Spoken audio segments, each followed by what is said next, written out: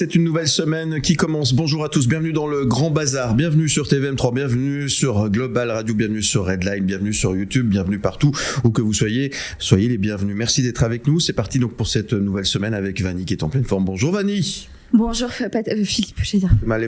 Tu voulais m'appeler Patrick. Non mais j'étais en train de lire, tu vois, j'étais pas dedans. Je suis désolée Philippe. C'est pas la première fois qu'on m'appelle Patrick. Mais tu vois, il y a des matins où on démarre mal comme ça. Alors, c'est comme ça. Et on n'attend pas Patrick. Voilà. Alors Patrick, il voudrait peut-être nous rendre visite tout à l'heure, allez savoir. Merci en tout cas Vanny, j'espère que vous êtes en forme. Vous avez passé un bon week-end apparemment, super. Oui, bonjour David Letard. Bonjour à tous. Bonjour Mike Perez.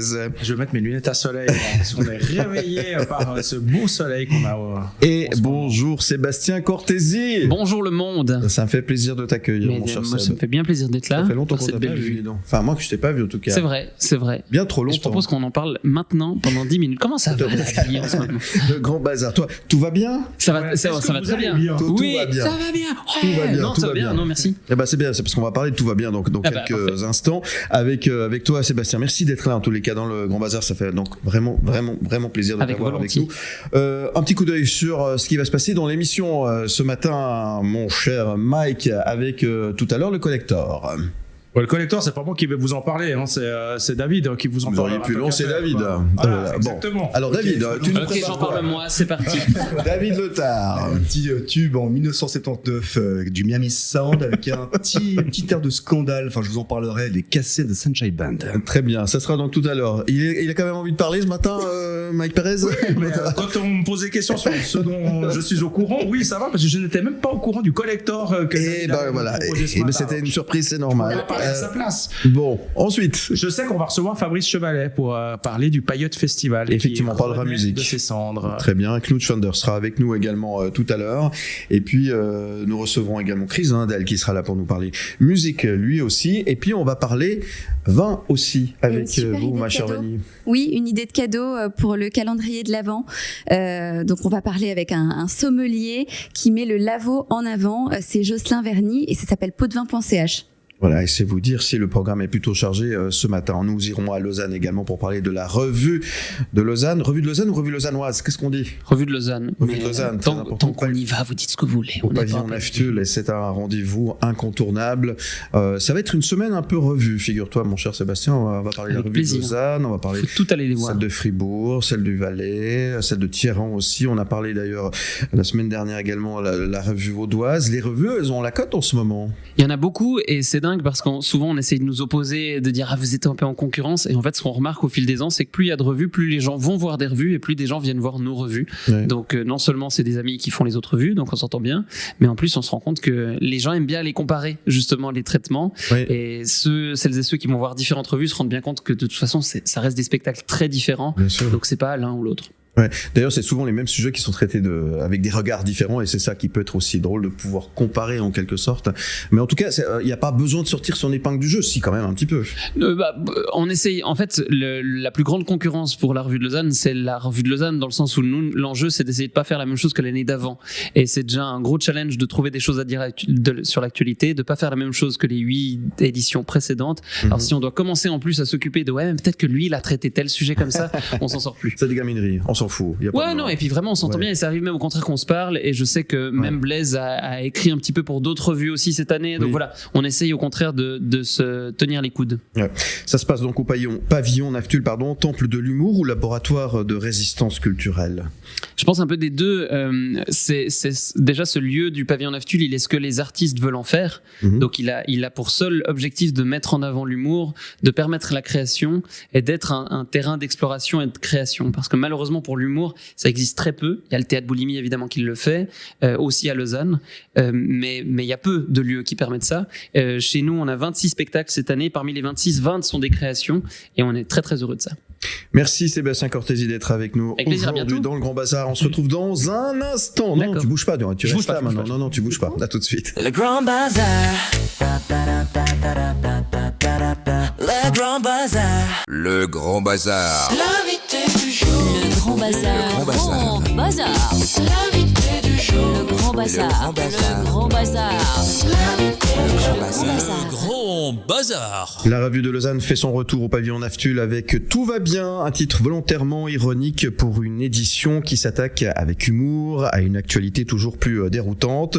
Sous la direction d'écriture et mise en scène de Blaise Berzinger, la troupe revisite l'année écoulée à travers sketch, personnages et musique, fidèle à l'ADN satirique qui a fait la réputation de la revue. Cette nouvelle édition mêle, donc je le disais, sketch, musique et satire dans l'esprit de Pierre Naftul, auquel le lieu rend hommage. Conçu donc pour faire rire autant que réfléchir, cette nouvelle cuvée promet un regard caustique, moderne et sans concession sur le monde et sur la vie locale. Portée par une équipe d'artistes aguerris, elle s'impose à nouveau comme un rendez-vous incontournable de fin d'année. La revue retrouve donc son public dans un écrin dédié à l'humour, un lieu éphémère mais devenu essentiel, on le disait tout à l'heure, à la scène lausannoise. Pour en parler beaucoup mieux que moi, Sébastien Cortési, chargé de projet, est avec nous autour de la table. Est-ce que cette définition te convient-elle? Moi, j'ai rien à rajouter, c'est tout bon. Bah, merci beaucoup. Très belle journée à vous, bonne semaine. C'est gentil d'être venu. Écoutez le grand bazar, bientôt bisous. Non, oui, c'est ça. Non, je suis tout à fait d'accord. On essaye en tout cas de faire ça. Ouais, donc tout va bien. Pour nous, oui. Pour le monde, ça va, ça dépend. Ouais. Non, c'est effectivement le constat qu'on s'est fait. Il faut savoir que quand on travaille sur une revue, c'est 3 mois d'écriture, c'est 4 mois de jeu, mais toute l'année, on essaye de se tenir au courant de l'actualité. C'est la 8e revue de Lausanne cette année, et plus que jamais, en écoutant les infos toute l'année, on a... Ouais. C'est pas simple. Ça devient, sur certains sujets, c'est difficile de trouver les petites bulles d'oxygène, de rire. Quand on pense à la guerre à Gaza, par exemple, c'est dur de trouver des angles. Bien sûr. Et si on le fait, c'est pas par nécessité économique, c'est parce qu'on en a besoin. Ouais. Et ce qu'on remarque, c'est que le public qui vient nous voir en a besoin. Et l'angle qu'on a trouvé cette année, par exemple, pour parler de ça, il est très, très, très indirect, mais assez original. Je veux pas en dire plus parce que ça gâcherait un peu la surprise pendant. Mais c'est ça qu'on va essayer de faire. Ouais. C'est au milieu de tout ça, se dire, tout va pas si bien, mais on va faire en sorte, en tout cas le temps d'un soir, que ça se passe pas mal. Pour rester large quand même, mais expliquer à ceux qui ne connaissent pas les revues, il y en a qui ne connaissent pas, est-ce que vous pourriez expliquer ce que c'est une revue, Sébastien ? Une revue, alors je pense que chaque personne qui crée sa revue va créer sa propre définition. Le tronc commun entre tous les différents spectacles, c'est des spectacles qui traitent d'actualité sous forme de sketch, avec des personnages. Je dis ça en même temps, il y a aussi des revues stand-up. Frédéric Rocrosieux à l'époque en faisait une. Nathanaël Rocha au pavillon Naftul de cette année fait sa revue à lui aussi, purement stand-up. Le but principal, c'est que souvent on chante, souvent on danse, mais toujours on rit de l'actualité. On s'exprime de plein de façons artistiques différentes. C'est ça, et vraiment chacun va mettre le curseur un peu où il veut. Une fois de plus, je sais que par exemple à la revue de Genève, le curseur comédie musicale est très poussé aussi, avec beaucoup de chants, des ballets entiers où il n'y a même pas de comédien. On est vraiment dans la danse pure et dure, alors que nous on fait aussi avec les moyens qu'on a, qui sont pas les mêmes. Donc on a plus de sketchs et moins, on n'a pas de danseurs-danseuses par exemple cette année. Même si on a d'autres petites surprises. Et voilà, chacun fait sa réinterprétation. Ça, c'est du teasing, hein, t'as vu? Non, mais il y a des trucs qu'on essaye de pas dire. Donc voilà, venez voir la revue, forcément. On va venir bien évoluer depuis toutes ces années. C'était une simple, excusez-moi, c'est pas péjoratif, mais c'est vrai, une simple peut-être représentation. Et aujourd'hui, ça devient presque un show, ça devient vraiment quelque chose qui est bien huilé, non? C'est complet. Ce qu'il y a surtout, c'est qu'il y a de plus en plus de revues professionnelles. Effectivement, je crois que c'est ça le mot, parce que la revue de Genève, par exemple, au début des années 90, donc il y a quand même plus de 30 ans, Pierre Naftul est un de ceux qui a injecté vraiment dans la revue de Genève le côté Broadway. Parce qu'il est allé à New York, il a vu des spectacles, il a dit mais en fait on devrait faire ça en Suisse, et la revue étonnamment, dans une moindre mesure évidemment, permet ça. Donc il a injecté beaucoup de ça, et ça a tellement marché, ça a tellement pris que les revues d'aujourd'hui continuent à s'inspirer de ça, mais une fois de plus chacun à sa manière. Ouais. À l'époque il y avait que Servion qui faisait c'est chose qui était effectivement très attendue, et c'était cette ambiance effectivement comme tu viens de l'écrire, Sébastien. Mike Perez. Mais il faut se démarquer, se renouveler, et puis si on prend le cas de Lausanne, on peut pas forcément chaque année faire des sketchs sur les pistes cyclables, les travaux et la gare de Lausanne. Ah oui. Mais en même temps, c'est juste. Et parallèlement, c'est tentant. Mais oui, mais en fait, par exemple, on vient d'avoir le cas la semaine dernière. On a fait une revue en 2022 qui s'appelait En chantier, où 90% du fil rouge c'était les chantiers à Lausanne, notamment principalement le chantier de la gare. Et cette semaine, quelqu'un formidable nous a laissé une review sur Google en mettant: j'ai adoré le spectacle, bravo, mais j'ai mis 4 étoiles sur 5 parce que vous parlez pas des chantiers. Et on aurait parlé des chantiers, on nous aurait dit il y a 2 ans, vous parlez déjà beaucoup des chantiers. Du coup, je mets que 4 étoiles. Ouais, c'est ça. Ils sont pas beaucoup avancés, c'est ça? Non, mais alors c'est vrai que on pourrait en parler pendant 40 ans de ce chantier de la gare de Lausanne qui sera encore d'actualité. Non, on essaye de trouver des angles et des sujets différents d'année en année. Après, effectivement, il y a des marronniers qu'on est content de reprendre. Là, ça fait 8 ans, donc on se rend compte qu'on pourrait se permettre de retraiter de certains sujets parce que ceux-là ont évolué. La chance qu'on a, c'est qu'on vit dans un monde qui évolue en permanence, dont l'actualité se vit en permanence. Donc, j'ai l'impression que pour la revue de Genève a 130 ans, je crois, maintenant, quelque chose comme ça. Ils ont toujours trouvé des nouvelles façons de faire et je doute pas qu'on va trouver des nouvelles façons de faire. Le risque, c'est qu'un jour, peut-être nous, on soit un peu sec, mais on travaille déjà avec des nouvelles personnes et un jour, probablement qu'on passera la main aussi. Faut-il être lausannois pour rire Pour rire, oui. Tous les autres ne rient jamais. Fribourg, c'est d'une tristesse. Non, bien sûr. Non, il n'y a pas besoin. Vous voulez que je vous laisse finir votre question, peut-être? Non, c'est fini. Non, c'est bien. Non, il n'y a pas besoin d'être lausannois pour rire à la revue de Lausanne, parce que l'actualité lausannoise n'est pas suffisamment dense pour qu'on tienne 1h45 de spectacle et n'est pas la seule actualité qui nous intéresse. Donc nous, on essaie de rendre... Déjà, si on intéressait que les lausannois, on serait en faillite, concrètement. Donc notre job, évidemment, c'est de plaire au public roman et il y a largement suffisamment de sujets internationaux et suisses pour que chacun s'y retrouve. Et on injecte là au milieu un sketch, par exemple, sur la Muni de Lausanne cette année, mais on a aussi bien ça que des sketchs sur les fameux 39% de droits de douane. Feu, c'est 39%. Avec Guy Parmelin on a imaginé Guy Parmelin et Keller Souter qui reviennent des États-Unis devant les chefs de parti et qui font une soirée diapositive pour raconter leur séjour aux États-Unis. Et ça, par exemple, évidemment, il n'y a pas besoin d'être lausannois pour comprendre tout ça. J'ai juste un regret. Chaque année, quand je vois, depuis quelques années, c'est ce côté éphémère. C'est le nom éphémère, en fait. Parce que quand on passe au bord du lac, on voit ce magnifique pavillon Naftul, il faut un moment pour le faire. Il n'y a pas quelque chose aussi un peu frustrant de se dire, mais tiens, dans la scène lausannoise, il pourrait y avoir du sens, parce que ça reste finalement pas si éphémère que ça. Alors, un peu comme un cirque finalement. Oui, c'est ça. Alors bon, je dirais déjà que ça dépend malheureusement pas de nous, effectivement. Et nous, on aurait du plaisir à être là. La chance qu'on a, c'est que déjà cette année, on passe de 3 mois à 5 mois. Donc ça nous permet d'essayer tant bien que mal de rentabiliser ce lieu. Ça nous permet aussi d'être là les mois les plus intéressants pour une scène de théâtre. Pour l'humour, être là par exemple au milieu de l'été, ça n'aurait pas beaucoup de sens. Donc plutôt que de fermer de juin à septembre, on ouvre de novembre à avril. On n'est pas loin d'une vérité. Ce qui est frustrant budgétairement, c'est de devoir démonter, en effet, parce que ça n'a aucun sens. Ça coûte extrêmement cher à monter, extrêmement cher à démonter, et on perd beaucoup d'argent. Mais une des raisons pour lesquelles on a créé ce pavillon Naftul, c'est que sans lui, la revue de Lausanne cessait d'exister. Donc on regrette pas tant que ça de l'avoir fait. Mais tout va bien. Avec la petite dose de déni qui s'impose, tout va bien. Mais à force de le dire, est-ce qu'on finit par y croire? Alors toujours pas pour l'instant. Non, mais vraiment, le pavillon Naftul a ça de magique qu'il est éphémère et que c'est une très mauvaise idée sur le papier. Et budgétairement, c'est nul. Il faut pas faire ça. Vraiment, ne faites pas ça chez vous. Mais quand on voit le public présent, quand on voit les artistes aussi, et ça s'ouvre à de plus en plus d'artistes, ce lieu, et on sait pourquoi on l'a fait, disons. Vous avez dit que si ce pavillon Naftul n'existait pas, la revue de Lausanne n'existerait pas non plus. Il y avait pas moyen, il y a aucune autre salle à Lausanne qui peut accueillir la revue de Lausanne? Des lieux de 300 à 600 places existent, des lieux dédiés à l'humour qui puissent mettre leur salle à disposition durant plusieurs semaines, voire plusieurs mois, et nous accueillir. Non, on a eu des propositions très sympathiques, par exemple de la part de la salle Métropole, qui aurait pu accueillir la revue sur les fêtes de fin d'année. C'est trop grand. Mais c'est trop grand parce que ça nous permettait Nous, ce qui marche pour la revue de Lausanne, c'est le bouche à oreille. D'ailleurs, on sait que si un jour le spectacle n'est pas bon, on est en faillite. On est condamné à faire des spectacles qui sont le plus corrects possible, disons. Parce qu'il faut que le bouche à oreille se fasse. On vend un tiers des billets avant l'ouverture, avant la première représentation, 2 tiers des billets pendant. Et si on jouait dans une salle de 1200 places, on jouerait 10 jours de semaine, on n'aurait pas le temps que ce bouche à oreille se fasse. Donc on était condamné à trouver cette jauge-là. La ville n'avait pas de solution à nous proposer. Nos recherches n'ont rien donné. Donc quand on a su que les terreaux fermaient et pouvaient pas nous accueillir durant au minimum une année, voire plusieurs années, on savait que la seule alternative viable, c'était de construire un lieu.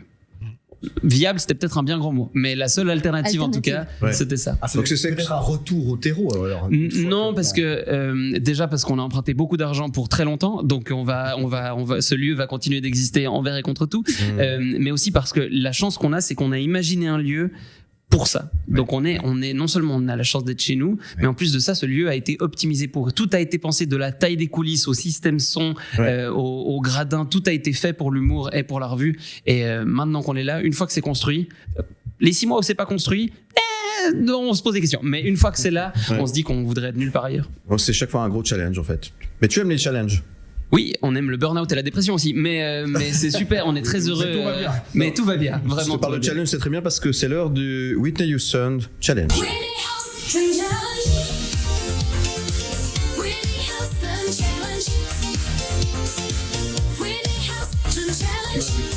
Le Grand Bazar et le Whitney Houston Challenge. Tu connais ou pas? Oui. Ah mais vous avez piqué ma curiosité, en tout cas. Ah bon, bah c'est très bien. C'est Mike qui va t'expliquer parce que c'est son idée à la base. Voilà, je sais pas si on a le plus mélomane de la revue. Ah si, alors non, mais c'est mon instrument de prédilection. Fausse modestie. La chanson de Whitney Houston, oui. I Will Always Love You. Oui. Merci moi aussi. À un moment donné, voilà, on va s'arrêter là. Très bien. Naturellement. Donc à un moment donné, elle arrête de chanter, il y a un petit silence, ça repart. Tu te rappelles peut-être de la chanson, il y a un coup de tome. Oui. Et ben, il faut le mettre au moment. La chanson, il faut que tu essayes de synchroniser au mieux. C'est parti. Allez, on y va. Mais tu peux le faire. Oui. Tu peux le faire, je suis sûr. Déjà, il faut que j'identifie quel bout de la chanson c'est. Ça va être là. Ah oui, d'accord.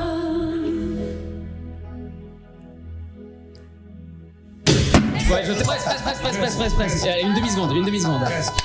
On a les scores ou pas? Sébastien Cortési.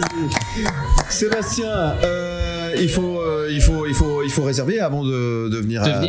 Payer votre billet si possible avant de venir, c'est toujours bien. Et non, vous pouvez réserver sur www.revue-lausanne.ch ou www.naftul.ch. Vous pouvez acheter vos billets sur place, en vrai. Mais on aura beaucoup de plaisir à vous accueillir jusqu'au 5 janvier. Allez-y. Et plus si affinité. Voilà, merci beaucoup d'être venu passer un petit moment avec nous. Qu'est-ce qu'on peut souhaiter à toi et toute la troupe et à toute l'équipe qui se trouve sous le pavillon Naftul? De garder le plaisir. Parce que là, on a beaucoup de plaisir. Ça fait maintenant 2 semaines qu'on est ouvert. Les salles sont bien pleines et on a rien que la première semaine, on avait 6 créations en une semaine. On en a eu 4 depuis. Et tant qu'on a le plaisir, on continuera. Merci beaucoup. Tu restes avec nous. Il y a encore le collector qui arrive. Le fameux de Mike. C'est juste après ça. Moi, je laisserai ma place à David. Merci d'être avec nous dans le Grand Bazar. À tout de suite. Le Grand Bazar. Le Grand Bazar.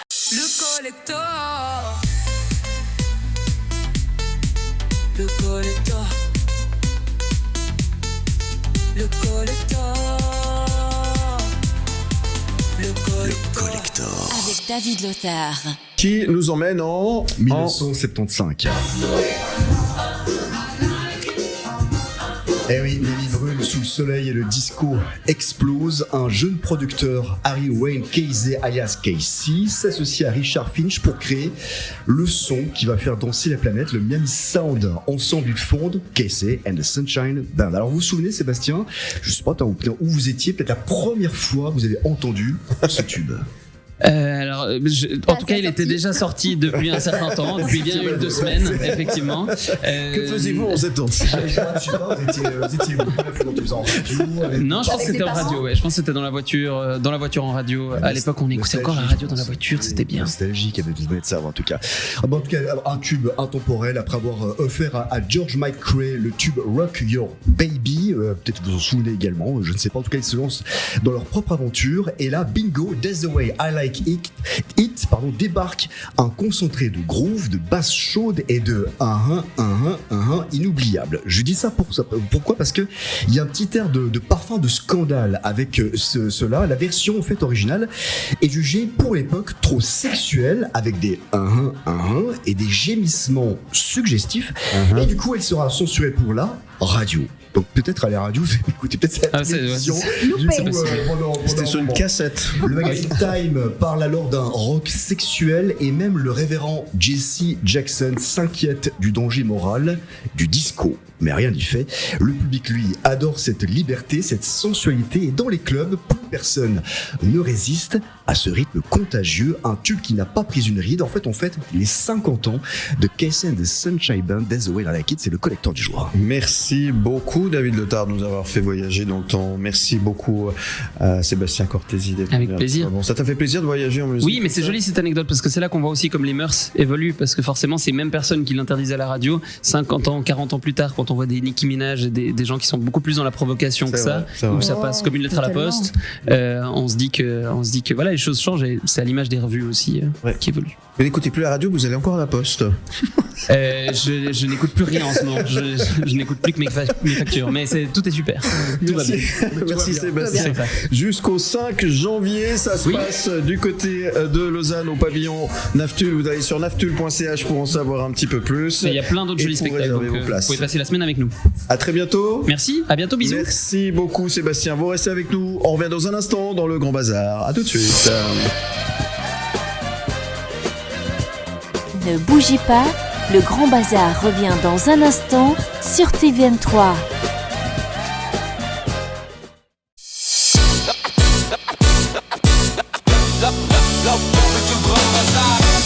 La grande cuisine comme on l'aime avec Nutschwander. Le Grand Bazar. Dans le Grand Bazar. La table du Grand Bazar. Et c'est toujours un grand plaisir de parler gastronomie dans le Grand Bazar avec Knut Schwander. Bonjour Knut. Bonjour. Merci d'être avec nous. Merci de nous avoir rejoints. On va parler de Goemio. Bien sûr, parce que vous connaissez bien la maison. Que je connais un petit peu. Ça fait exactement. Ça fait quand même 25 ans que je suis tombé dans la marmite. Oui, apparemment. En tout cas, merci d'être là. On va en parler parce qu'il y a de l'actu chez Goemio. Il y a plein d'actualités. Alors effectivement, le guide il est sorti, c'est pas tout frais, mais c'est quand même cet automne. C'est un mois maintenant. Et puis il y a plein de choses qui sont sorties. Donc pour la Suisse romande, on a une actualité fantastique. Un peu comme tout le temps, il faut dire que la Suisse romande, c'est quand même un terreau fertile en matière de gastronomie. Donc, c'est issu, cette édition 2026, elle a un cuisinier de l'année qui est en Suisse romande, qui est dans le Jura, figurez-vous. C'est pas une adresse totalement inconnue parce que c'est l'ancien restaurant Georges Wenger qui s'appelle maintenant la Maison Wenger. Au Noirmont, donc. Au Noirmont, exactement. Et il y a là un cuisinier hyper talentueux qui s'appelle Jérémy Desbros, et puis il a repris ce restaurant, il l'a complètement transformé, donc maintenant ça a changé d'apparence. On est donc à côté de la gare du Noirmont. On a un restaurant d'un luxe inouï avec un service fantastique et puis une cuisine qu'il faut absolument aller découvrir parce que c'est du très très haut vol. Ensuite, belle adresse. C'est vraiment une super adresse. Ensuite, on a une table insolite à Genève. En fait, c'est le secret gastronomique le mieux gardé de Genève. Quand je dis et surtout secret parce que non seulement c'est une superbe table, mais en plus c'est pas cher. Donc c'est à Genève. Ça c'est rare. C'est quoi que vous appelez pas cher?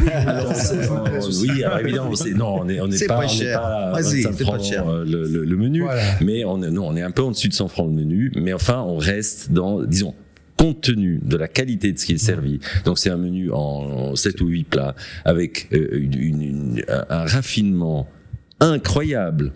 Donc c'est un chef il est breton, il s'appelle Armel Bédouet et il est hyper passionné. Il y a quelques années, on lui a donné alors on est, il faut dire alors c'est peut-être le secret le mieux gardé, mais aussi on comprend pourquoi c'est un secret, parce que disons, quand on le voit de l'extérieur, personne n'a envie d'entrer. C'est le Royal Man Hotel qui est à la rue de Lausanne. Donc une façade un tout petit peu aride, on va dire. Mais il faut pousser la porte de ce Royal Man Hotel parce que là, en tournant à droite, ensuite, on arrive dans un écrin qui a été complètement refait. C'est super élégant, c'est très intimiste, très charmeur.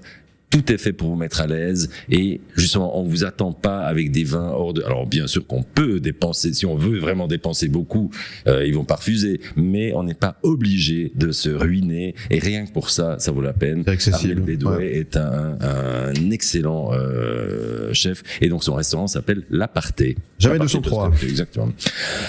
Oui, effectivement. Donc, on continue avec une adresse fribourgeoise. On a tous les cantons, c'est bien. Oui, justement, c'est pas mal. On voyage avec réparti, exactement. Donc, le chef s'appelle Pépé Clément. Vous en avez sûrement entendu parler puisqu'il a participé à Top Chef. Pépé, donc c'est pour Pierre Pascal. Et il a repris au centre de Fribourg, dans la vieille ville, un endroit qui s'appelait Au Chasseur, qui s'appelle toujours Au Chasseur d'ailleurs, de nouveau Au Chasseur, mais qu'il a complètement transformé. C'était un vieux bistrot de quartier et Aujourd'hui, c'est un haut lieu de branchitude, mais dans le sens sympathique. Donc, c'est pas un endroit surfait et bling bling. Il y a d'abord un espace extrêmement sympathique où on peut manger des petites choses à partager, et ensuite un deuxième espace qui est ouvert sur la cuisine est ouverte sur cet espace, donc on voit le chef et sa brigade à l'œuvre, et ils font des choses magnifiques. C'est de la gastronomie fine, c'est pas de la toute haute gastronomie, il faut pas avoir peur. Donc si vous n'avez pas l'habitude d'aller manger dans les grands restaurants, allez chez Pépé Clément, parce que c'est abordable dans les deux sens du terme, mais vraiment très très bien. Et toujours dans cette édition 2026, il y a une sommelière de l'année, c'est Lise de Rimero, qui travaille à l'hôtel de ville de Crissier. Bon, là on s'attend à ce que ce soit bien. Et puis on a une jeune sommelière de l'année qui est aussi romande, et elle non pardon, je suis tombé, c'est Charline Pichon à Crissier, exactement, je dis n'importe quoi. Et alors voilà, j'ai révélé le nom de la deuxième, donc de la jeune sommelière, c'est Lise de Rimero, qui est dans une autre fabuleuse adresse. C'est chez Gilles Varonne à Savièse. Il faut aller chez Gilles Varonne, c'est une des plus belles adresses de Suisse romande. Mais que dire à part vous dire merci pour ce voyage culinaire en Suisse romande, mon cher Knut Schwander de Goemio. Merci de nous avoir parlé, nous avoir résumé en si peu de temps, parce qu'on pourrait en parler pendant des heures. Il y a de très belles choses à découvrir, effectivement. Alors malheureusement le temps nous est compté. Alors ça sera pas. Mais par contre, comme vous revenez demain, on aura peut-être des choses à dire plutôt intéressantes. Sans autre, on peut continuer si jamais. Merci beaucoup Knut Schwander. À très vite, et puis bon appétit quoi. Merci. Vous restez avec nous, on revient tout de suite dans le Grand Bazar. Le Grand Bazar. Le Grand Bazar. C'est quoi ce bazar? Le Grand Bazar. C'est quoi ce bazar? Le Grand Bazar. Le Grand Bazar. C'est quoi ce bazar? C'est quoi ce bazar dans le Grand Bazar? Aujourd'hui, on va parler un peu musique et on va parler festival. On va déjà vous parler de l'été prochain. On va se plonger dans l'univers du Paillote Festival qui va faire son retour à Morges, et on accueille sur le plateau Fabrice Chevalet, coprésident du nouveau Paillote Festival. Bonjour Fabrice. Salut Philippe, bonjour à tous. Bienvenue à toi, merci d'être avec nous autour de la table du Grand Bazar pour nous parler de ce vrai grand retour du Paillote Festival qu'on avait cru voir disparaître. Et c'est une bonne nouvelle, ça? Oui, c'est une super bonne nouvelle. Alors, on a entendu un petit peu de tout suite, effectivement, au dernier Paillote Festival 2023 qui s'était moyennement bien passé au niveau des finances. Alors, c'est sûr qu'on a entendu Paillote met la clé sous la porte, le Paillote arrête, le Paillote, etc. On est quand même une petite équipe à avoir toujours eu en tête l'idée de le relancer. Mais c'est sûr que c'était la condition était évidemment de revenir dans les chiffres noirs, c'est-à-dire de faire certaines choses pour pouvoir rembourser les personnes, les fournisseurs, etc., qui devaient être remboursés. Bien sûr. Et du coup, on y arrive gentiment. D'accord. Donc, on peut se projeter sur un nouveau Paillote qui aura lieu, du coup, du 27 au 29 août 2026. 2026. En fait, juste un petit clin d'œil à René Muller, comme ça, au passage, parce que c'est le fondateur initial de cet événement. Exactement. René, qui est un très très bon ami depuis des années, donc qui est le premier heureux à ce que le Paillote recommence. C'est sûr que, lui a fait quand même 15 éditions en tant que président, donc je pense qu'il a donné, etc. Et puis il a été un petit peu usé par ces 15 éditions, ce qui est normal. Mais évidemment qu'il est toujours derrière nous, il nous soutient, il sera présent, c'est sûr. Et puis c'est le premier à être heureux qu'il y ait une équipe qui reprenne, surtout que c'est une équipe, c'est tous des gens qu'il connaît, etc., qui faisaient pour la plupart déjà partie un peu de l'aventure. Ça peut lui faire chaud au cœur, comme on dit. Vanille, toi, je coupe la parole. Pour le plaisir. Non, mais si c'est pour parler, au contraire, c'était important. Est-ce qu'on peut parler du programme, justement? Qu'est-ce qui est prévu? Alors, malheureusement, on peut pas vraiment parler du programme parce que comme la décision, on vient en fait d'annoncer le fait que le festival va se refaire. Ça a demandé évidemment aussi un petit peu de séances, etc., de choses avec la municipalité de Morges, etc., pour voir si la commune nous soutenait, s'ils étaient d'accord. On voulait aussi refaire effectivement dans le parc d'Indépendance parce que c'est quand même une des grosses forces du Paillote, c'est le cadre. C'est sûr que dans une zone industrielle, ce serait un tout petit peu moins sexy. Alors que là, on est dans le parc d'Indépendance au bord du lac et c'est de nouveau faisable, évidemment sur certaines conditions. On sait que faut faire attention avec les arbres, la nature, etc. Donc, mais on a des discussions vraiment très très sympathiques avec les responsables des espaces verts de la commune, la municipalité nous soutient. Donc fort de ces différentes séances, on peut annoncer qu'il y a un Paillote. Donc maintenant, on travaille dessus, on travaille effectivement sur la programmation, mais du coup, il n'y a pas vraiment grand-chose pour l'instant à annoncer, si ce n'est que ça va venir dans ces prochains mois, je dirais d'ici fin d'année, début d'année, on pourra annoncer ce qu'on va faire. Maintenant, sur le concept, c'est de revenir effectivement à une programmation comme on avait l'habitude de le faire. On est plutôt basé rock. Ça veut pas dire qu'on va oublier tout le reste, mais on est principalement sur du rock. Donc l'idée c'est de garder l'ADN du Paillote. Donc et la scène musicale suisse aussi, comme exactement. Avant, hein. C'est sûr que l'idée c'est de prendre un peu la scène musicale suisse, peut-être aussi un petit peu plus régionale. On sait qu'on a des groupes qui sont par exemple de Morges qui n'ont jamais pu venir ou etc. Donc pourquoi pas partir un petit peu sur gratuit ou pas? Parce que ça, c'était la grande question à l'époque, et c'est peut-être ce qui a causé je vais pas dire la mort, puisque le Paillote n'est pas mort, mais qui avait causé quelques soucis. Oui, alors c'est clair que ça a causé des soucis. Après, c'était un test, hein. Il faut pas oublier que le Paillote Festival était gratuit, l'entrée était libre pendant 14 ans, et on a fait une édition payante, donc qui était la 15e en 2023. Il y a pas mal de gens, on a vu en publiant en fait les dates sur les réseaux sociaux, on a bien mis que l'entrée serait libre, mais tout le monde lit pas évidemment tout jusqu'au bout. On a des commentaires qui disent j'espère que ce sera pas payant, mais la dernière fois c'était trop cher, ou etc. Donc si jamais, pour rassurer les gens, oui, ce sera une entrée libre, mais comme l'ont été 14 Paillote Festival avant celui-ci, quoi. Donc, qu'est-ce qui vous a motivé de passer de 4 à 3 jours? Alors c'est un peu, on a un deuxième gros changement sur ce Paillote Festival, excepté le fait qu'on revient gratuit, c'est le fait que on va déplacer un petit peu les dates. Normalement on a été historiquement au week-end du jeûne, et puis on sait, en tout cas ceux qui connaissent bien le Paillote et sont venus régulièrement savent qu'on n'a vraiment jamais été très vernis par la météo. C'est vite vu sur si on fait abstraction de l'édition payante en 2023, les 14 premières éditions, on a eu 2 éditions de temps magnifiques qui était en 18 et en 19, où c'était vraiment magnifique, c'était un carton à tous les niveaux, c'est-à-dire vraiment bien. Puis autrement, on a eu vraiment des météos. Le pire n'étant pas toujours la pluie, mais en fait le froid, etc. Et puis puis évidemment, alors le cadre est bien au bord du lac, mais quand vous avez le mauvais temps, la bise, etc. C'est pas l'endroit le plus propice pour être abrité. Donc c'est vrai que c'était un peu compliqué. Et là, on s'est dit que le premier problème du Paillote, c'était quand même la météo. Le week-end du jeu n'est pas non plus réputé pour être beau un peu à tous les niveaux. Pas tout le monde part. C'est ça, tout le monde part, exactement. Donc du coup, on a regardé, évidemment, c'est pas facile avec toutes les autres manifs, etc. Mais on a trouvé un week-end qui serait bien, qui est le dernier week-end d'août.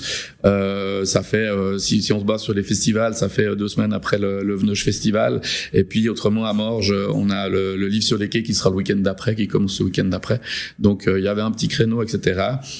Ça a joué un peu à tous les niveaux, donc on est parti là-dessus. Et pour répondre à la question par rapport au jour, le week-end du jeûne permettait effectivement, vu qu'il y avait le lundi de congé, de se dire on fait un jour de plus. Et puis là, on est aussi en mode, bien sûr qu'on relance, et on veut que ça continue. On relance pas pour une édition, on aimerait bien pérenniser un peu la chose. Donc l'idée, c'est quand même de faire attention aux finances. Et puis, on s'est dit, commençons petit, allons-y comme ça. On sait aussi que les jours qui fonctionnent le mieux, c'est plutôt du jeudi au samedi que le dimanche, le mercredi, les choses comme ça. Donc, on s'est dit, ok, on se limite déjà à 3 jours, jeudi, vendredi, samedi. Et puis on verra ce que ça donne, quoi. Et d'ailleurs, pour récolter les sous, vous organisez un repas de soutien en mois de mars, hein? Oui, exactement. On fait un repas de soutien, donc qui aura lieu le 6 mars, le vendredi 6 mars à midi au Cube à Beausobre, à Morges. Ça s'est annoncé un peu ces jours, donc on va annoncer ça maintenant, on va commencer à ouvrir un peu les inscriptions, etc. Pour effectivement relancer. Alors c'était un peu délicat parce qu'on a fait un repas de soutien, évidemment pour arriver à revenir dans les chiffres noirs et éponger les dettes. On a fait différentes actions, des stands, des choses comme ça, et puis on a fait effectivement un repas de soutien.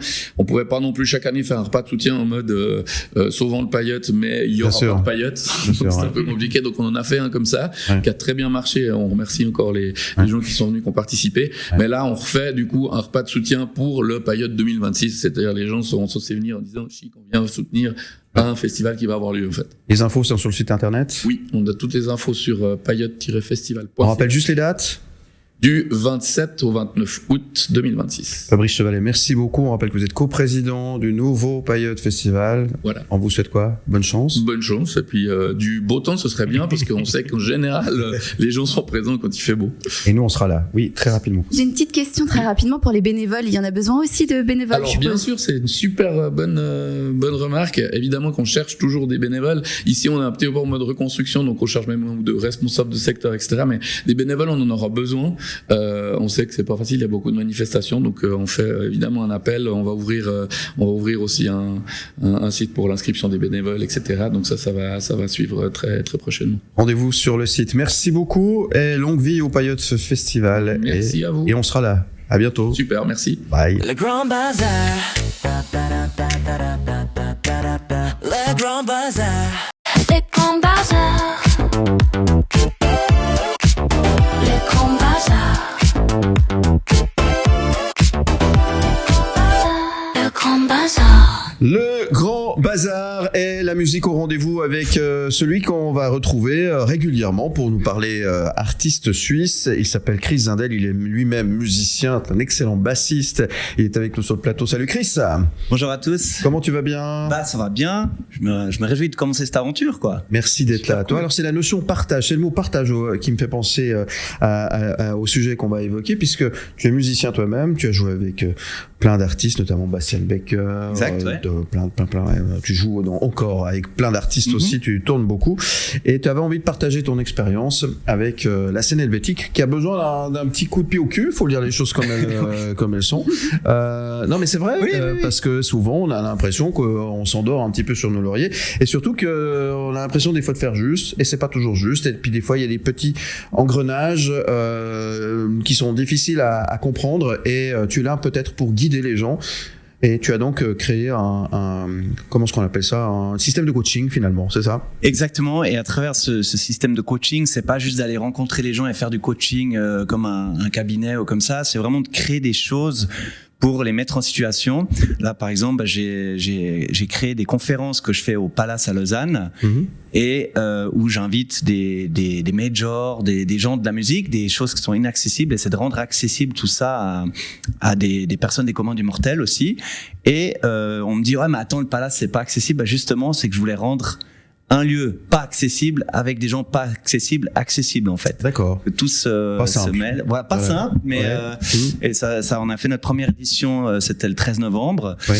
Et j'ai eu 80 personnes qui sont venues, qui étaient intéressées, qui posaient des questions et qui avaient l'opportunité de discuter avec des gens. Et workshop un peu. Workshop, exactement. J'ai fait jouer des artistes aussi entre les conférences.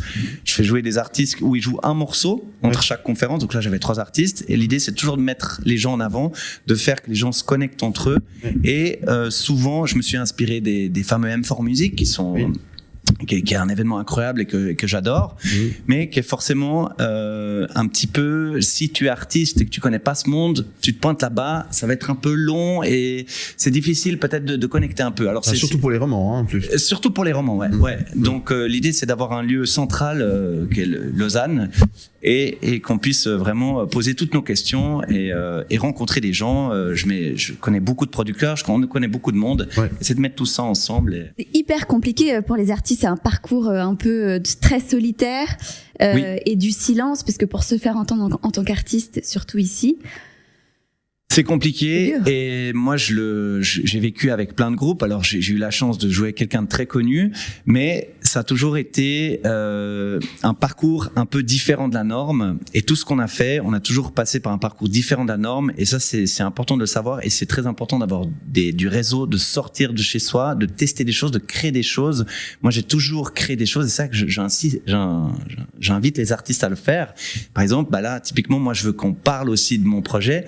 J'organise tout moi-même en prenant des risques et de sortir de ma zone de confort en fait. Je suis pas moi je suis derrière ma basse, je joue, je fais de la scène et tout, mais c'est de tenter des nouvelles choses et toujours dans mes groupes que j'ai fait, j'ai toujours testé. Je suis allé en Norvège par exemple pour faire des échanges avec des groupes qui venaient en Suisse, enfin toujours créer quelque chose, aller plus loin que juste attendre qu'un booker nous book à Paléo ou ça a toujours et par exemple les artistes ont vraiment de la chance parce que maintenant ils ont tout accès, mais il faut pouvoir un peu les guider c'est surtout les productions, c'est très vaste. Et ça j'explique.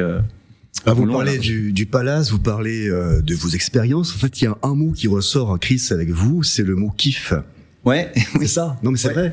Quand je vois un peu votre parcours, quand je lis, c'est le fondement, en fait. C'est votre philosophie, c'est prendre son kiff. C'est ça. Prendre son kiff, c'est la base d'un projet. On doit toujours avoir du plaisir pour ce qu'on fait. On doit pas forcément toujours se poser la question de combien on va être payé à ce concert. Des fois, faut accepter que des fois on joue gratuit. Moi encore aujourd'hui, ça m'arrive de jouer gratuitement parce que on fait un investissement et que ça demande beaucoup de frais et il faut être très très ouvert à ça. Et moi, j'ai toujours eu j'ai plaisir à partager, à eu des moments d'échange. Et ça, c'est la base. Et ça le ressent. Après, le public ressent du plaisir aussi en tant qu'artiste. Et comment tu remplis ton frigo, alors ? Comment je remplis mon frigo ? Moi, j'ai travaillé pendant des années aussi hors tournée, dans le milieu du social, en tant que remplaçant. Donc, j'ai une vie qui est...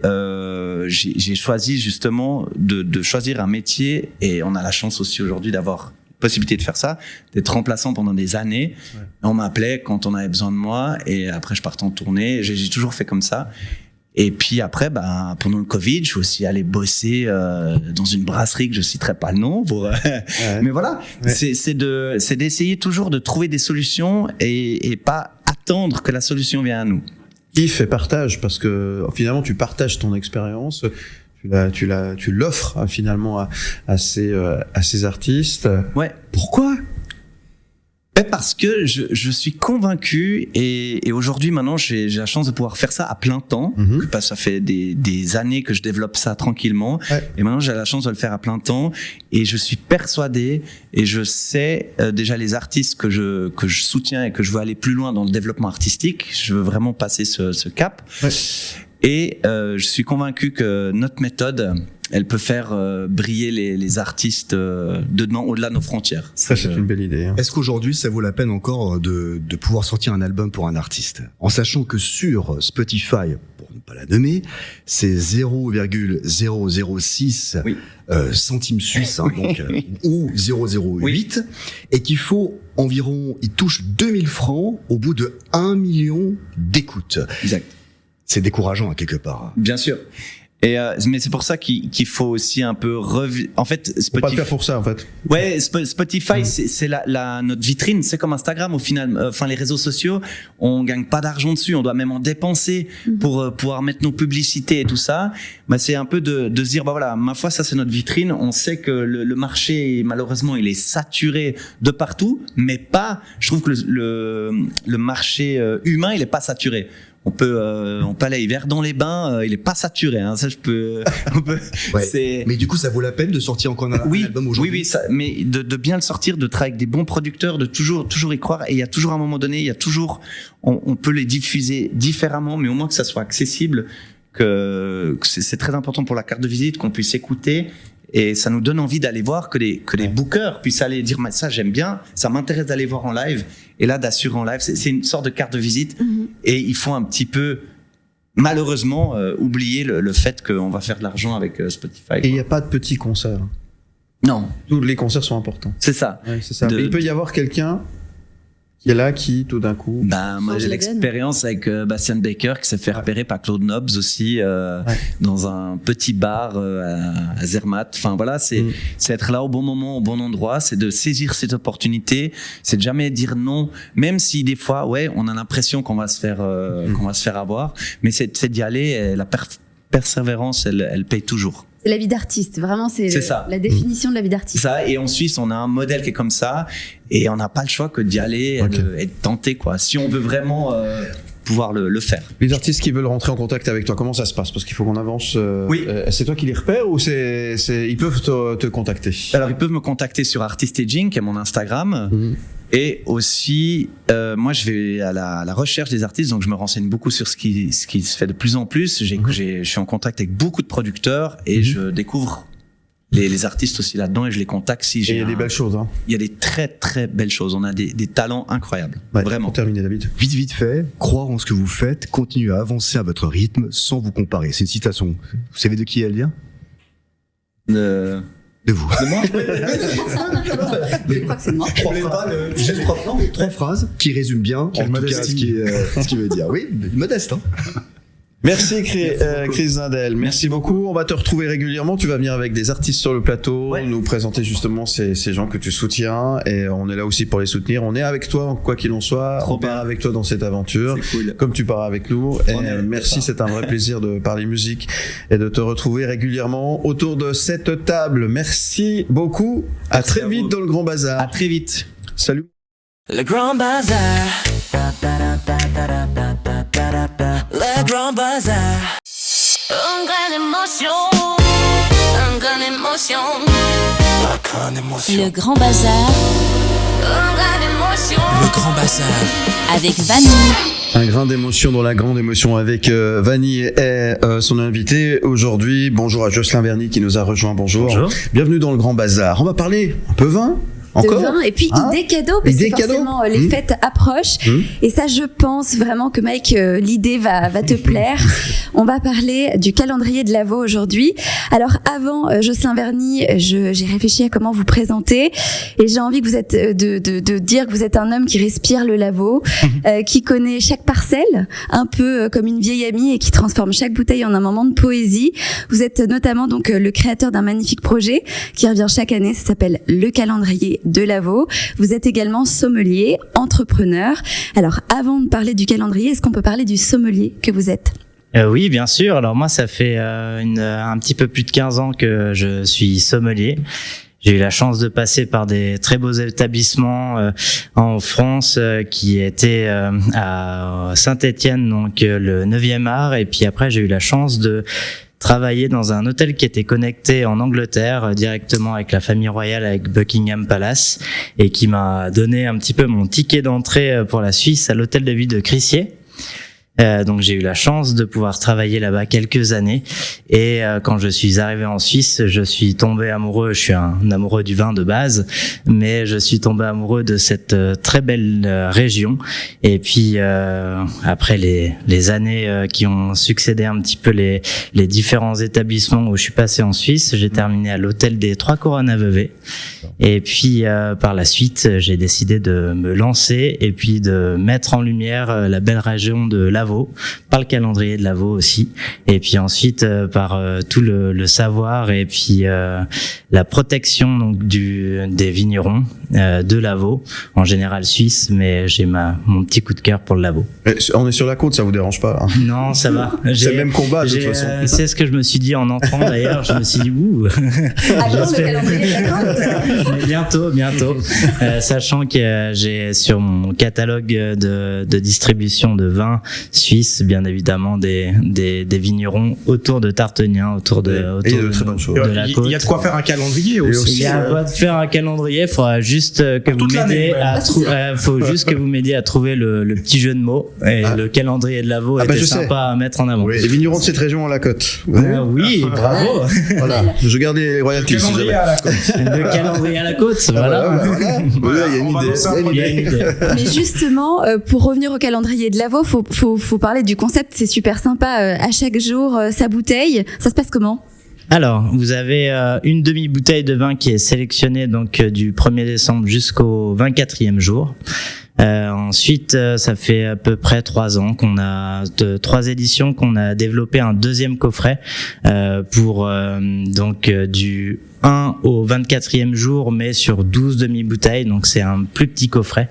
Donc, faut savoir que le calendrier de l'Avent sur l'entièreté vient avec 24 demi-bouteilles. Donc, on l'a développé en fait en 2 coffrets. C'est toujours plus simple. On s'est rendu compte en fait au fur et à mesure des années que c'était beaucoup plus simple de le stocker en fait à la maison sur 2 cartons dans la cuisine ou dans le frigo. Du coup, on a pu le développer en 2 types de coffrets, même un 3e, je dirais, parce que pour les retardataires, nous l'avons développé du 13e jour au 24e. Bien joué. Et puis, je mets toujours un petit accent aussi sur ces calendriers de l'Avent qui sont toujours sympas à respecter au mois de décembre si on veut vraiment respecter le calendrier. Mais l'idée aussi est un joli cadeau de Noël. Et puis après, on peut toujours profiter, se délecter des différentes bouteilles de vin, même après le 1er janvier, par exemple. Ils ont des noms, ces calendriers que vous êtes allé chercher dans le patois vaudois, hein, c'est ça ? Oui, Oui, absolument. On est parti la chenouille. On est parti sur la chenouille et puis la gonflée. On aimait bien ces termes, et on est parti surtout sur la chenouille, Alors, Vanille, une chenouille, qu'est-ce que c'est? C'est une très bonne question. Moi, j'ai envie de savoir, c'est quoi? Alors, pour nous, en tout cas, c'est la petite version de notre calendrier. Et puis en patois vaudois, on s'est inspiré un peu des petites choses où quand on a généralement un petit ou une petite à la maison, et puis quand c'est la dernière, on dit que c'est la chenouille. Et puis on s'est inspiré un petit peu. On s'est inspiré, on s'est dit qui fait partie de la dernière de la maison. Nous, c'est le calendrier de 12 demi-bouteilles de vin. Donc on l'a appelé la chenouille, tout simplement. Et la gonflée, moi j'ai cherché. Alors, il y en a beaucoup qui ont vécu ça ce week-end. Le week-end, il y a 2 semaines à Tartagnan. C'est le résultat d'un excès de boisson. C'est exactement ça. Merci pour la recherche. Absolument, c'est exactement ça. De base, on s'est bien marré avec ça, et c'est pour ça qu'on l'a appelé la gonflée. Ouais. Alors rassurez-moi, il n'y a pas que du chasselas, ou si? Alors il y a en blanc, il y a que du chasselas. On essaye vraiment, moi sur mes sélections, j'essaie vraiment d'être représentatif de la région. Les sélections de ces demi-bouteilles de vin sont faites quasiment 1 an à l'avance, parce que pour en parler en termes de production, la demi-bouteille est maintenant assez complexe à trouver sur le marché, donc on doit un petit peu les réserver. Et puis donc vous retrouverez à peu près 70% de vin blanc de chasselas qui est représentatif de la région, et puis 30% de vin rouge, donc sur l'entièreté du calendrier, que vous choisissez un carton de 12 ou 24 demi-bouteilles. On choisit comment? Les vignerons sont ouverts pour participer de toute façon, et puis on choisit vraiment les coups de cœur pour ce calendrier. Ça se passe comment? Alors l'idée de base est sortie hiver de 2020, juste après le Covid, et puis l'idée intéressante était comment quand on est à la maison, on puisse mettre en avant en fait un vignoble, une région. Et puis j'ai appelé 2-3 amis vignerons qui m'ont tout de suite soutenu pour le calendrier. Et puis maintenant, au fur et à mesure des éditions, on évolue, et puis on a même maintenant des vignerons qui souhaitent participer à ce joli projet. Donc ensuite, moi, il y a un travail de sélection. Les 24 demi-bouteilles ou 12 demi-bouteilles sont vraiment sélectionnées en fonction des jours. Si c'est un dimanche, par exemple, il y aura un vin peut-être un petit peu plus travaillé. Je propose des accords aussi, mets et vins. Donc c'est vraiment intéressant d'allier en fait la passion, le travail du vigneron, et puis le plaisir à la maison pour pouvoir bien déguster ce vin. Et la chenouille des questions. Alors où c'est qu'on se procure ce fameux... Alors aujourd'hui, vous pouvez vous le procurer donc sur le site potvin.ch. J'adore le jeu de mots aussi. Potvin.ch, c'est pas mal. C'est pas mal du tout. Il y a bien les jeux de mots. C'est en image au pot vaudois et non aux banques. Il n'y a pas de corruption. Vous acceptez aussi les pots de vin, non? Mais on accepte un à la fois. C'est pour ça que potvin.ch s'écrit au singulier. Et puis l'idée est vraiment et on paye en cash, bien évidemment. Tout en liquide ou en vin aussi. Et même si certaines banques nous ont soutenus il y a quelques années aussi, parce que c'est un joli cadeau de société quand le carton vient comme ça, et puis qui est écrit pot de vin envoyé par des banques, c'est toujours sympa. Il y a un petit clin d'œil, il y a un peu d'humour, et il en faut aussi dans ces temps. Et puis surtout voilà, il y a tout un projet qu'on met en avant, et surtout pour défendre une région et puis un pays et un cépage. Merci beaucoup, Jocelyn Verny, d'être venu nous parler si bien de vin. On pourrait vous écouter pendant des heures. C'est un vrai plaisir en tous les cas. Et bravo pour cette belle initiative aussi. Merci. Parce que on rappelle que derrière tout ça, c'est pour soutenir aussi les vignerons. Et on sait que aujourd'hui, on a pu le voir dans la presse, qu'ils ont besoin de soutien. Effectivement, avec tout ce qui est en train de se passer, c'est pas toujours simple. En tout cas, absolument. Merci.